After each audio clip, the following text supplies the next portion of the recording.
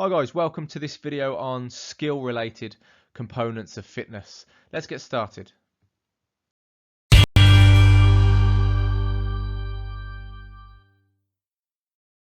When we talk about components of fitness, we're talking about those elements that make up a person's overall fitness. And we may have more of one and less of another, and the combination of these components would be different for each of us.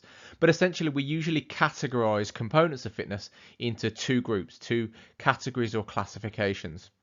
And that's usually physical or health related components and skill or motor related components. And in a previous video we looked at the physical components of fitness, which were speed, strength, muscular endurance, aerobic endurance, flexibility and body composition. But in this video we're going to move on and we're going to think about skill related or motor components of fitness. So there's 5 to think about. They are agility, balance, coordination. I always remember those as ABC. And then reaction time and power. Now some classifications have power as a physical or health component, but for the purposes of this video I'm going to include it as a skill related component of fitness. So let's take a look at those 5. Firstly then, agility. What do we mean by the term agility? So we mean the ability to quickly and precisely change body position and direction. And so what's important here is we're not talking about flailing around quickly, flailing our arms, flailing our legs. We're talking about precision. Precision is important. The movement that we're talking about when we're talking about agility, the movement is under control. And that's a really important part of what agility includes or is made up of. So the ability to quickly and precisely change body position and direction. So that's an important factor. Next then, we can think about agility as being made up of, although agility itself is a component of overall fitness, agility also is comprised of or combines balance, coordination, speed, flexibility. It's a combination of those other factors put together. So therefore, if we want to improve our agility, we might do sport-specific agility drills, but what we're essentially doing is we're trying to improve those things that I've just mentioned. If we can improve balance, coordination, speed and flexibility, the knock-on impact will be that we therefore improve our overall agility. So improvement happens through training these components that I've just mentioned. How do we test for agility? Finally, on this slide, how do we test for agility? A good way of testing for agility would be to complete the Illinois agility run. And I'm not going to go into details as to how to do that test. That will come in a later video. The second skill-related component of fitness or motor component of fitness is balance. So what do we mean by balance? Balance is the ability to retain the center of mass over the base of support. And it might be that the center of mass moves away off the base of support. So essentially the base of support means the contact points with the ground or with whatever equipment we're using. Sometimes the center of mass might move out from over that base of support, but we're able to bring it back before we fall over. So balance can kind of be thought in a more simple sense as being the ability not to fall over. So what do we mean then more specifically? We want to maintain stability. So balance is our ability to maintain stability or equilibrium. So whereas the center of mass might move in one direction, we might be able to quickly then move our base of support back underneath it. Or conversely, if the base of support moves, we might be able to bring the center of mass back over it. So the ability to retain the center of mass over the base of support. So we can do that either, as it says here, either in movement or when still. So that gives us 2 types of balance.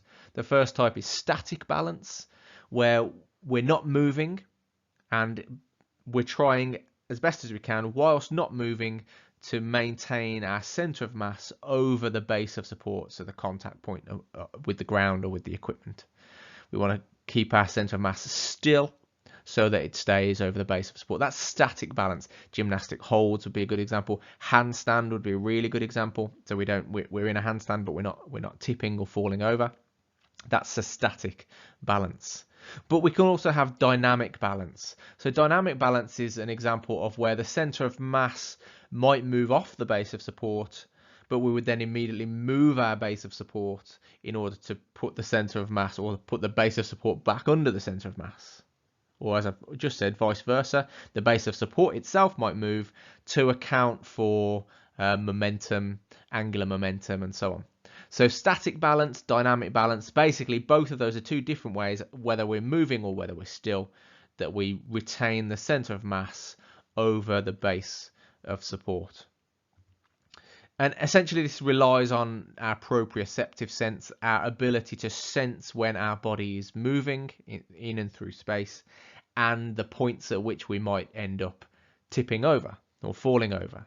And we respond accordingly by either using our musculature to move the center of mass or to move the base of support, so that there, once again, the center of mass is over the base of support.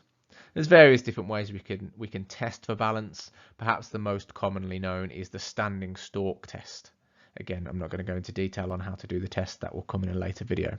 But that's a good test that you can do to test somebody's balance.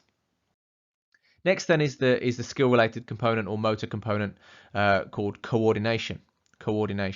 And really simply, coordination is the ability to perform smooth and precise, again there's that word precise, so under control, the ability to perform smooth and precise motor tasks consisting of multiple elements. And the multiple elements bit is the important bit really when we're talking about coordination. So it's the combination of multiple movements of body parts, whether it's arms, legs, a combination of those things. So various limbs might be moving in different directions in different ways, but we're able to combine them effectively, under control, smoothly, and with precision. That would be coordination. So a gymnastics tumble would be a good example. It's a whole body movement where body parts are moving in different directions to spot the landing and that sort of thing. Dribbling a basketball between opponents, so we're moving side to side perhaps, and we're coordinating both our feet and both of our arms, and hand movements as well to make sure we stay in control of the basketball. That would also class as a combination of movements, and therefore it's coordination. And a good test for this, one test that you could do is the wall throw test. Very simply, where you stand a distance from a wall, throw a tennis ball against the wall from one hand, catch it in the other hand. Throw it back again with one hand, catch it in the first hand, and so on. That's one good way of testing coordination, particularly, of course, coordination, hand-eye coordination. There are other types of coordination. Then we come to reaction time as the fourth skill-related component of fitness, reaction time. And this is the time taken to initiate a response to a given stimulus. The time taken to initiate a response to a given stimulus. So many sports require a player to respond to the environment or to a specific stimulus within that environment. So in a sport where the speed of reaction is critical, reaction time therefore becomes a really important fitness component. So it's the time taken to initiate a response within the body to a given stimulus. So that's quite a broad idea. So what kind of examples do we mean? Well, it might be responding to a gun at the start of a 100-meter sprint race. It might be responding as a goalkeeper to a deflection from a shot, suddenly moving from diving or beginning to dive in one direction to pick up the ball or to catch the ball, and then quickly switching and responding to this deflection. So how quickly can you respond to the deflection of the ball? Again, in cricket, for example, if a batsman edges the ball towards the slips, are the slip fielders able to respond quickly enough to dive and catch that edged ball? Okay, so reaction time is how long it takes to initiate the response to a particular stimulus, and obviously that's very, very common in all sorts of different sports. The stimulus itself could be all sorts of stimuli. It could be, as we've mentioned, response to a gun, which would be an oral stimulus.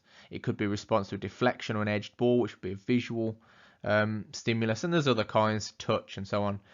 But majority of sports would be visual and oral, as in sound stimuli that we're reacting to. How do we test for reaction time? There's a few things. There's lots of different kinds of computer software that you can use to test reaction time. And the old-fashioned kind of famous one is the ruler drop test. Finally then, the final skill related component of fitness, which sometimes is included in that other list of physical or health related components of fitness, but I'm including it here for skill related, is power. And power is essentially the ability to produce strength at speed. And sometimes that's simply referred to as strength times speed. So power really relies on strength already being present, and then the development of speed alongside that strength that's developed via a kind of the neuromuscular adaptation, or the adaptation of the neuromuscular pathways to enable the strength that's already been built to be produced at speed. So power is actually a combination of factors, or combination of components that we've got in the other list, in the physical components of fitness list, strength and speed. So strength times speed, or strength produced at speed, is what we know as power. So it's used in explosive sports movements where maximal output is required in a minimal time frame. So the start in a sprint race, obviously powerlifting, that's where powerlifting gets its name from. Explosive movements, things like hammer throw, discus throw, that sort of thing, where there's really explosive movements required in a short space of time. How can we test for power? Various different kinds of things. Explosive tests like the Sargent test, which is a jumping test, the standing broad jump test also, and there's lots of other things, lots of other ways we could potentially test for power. Both of those tests, of course, are testing for leg power.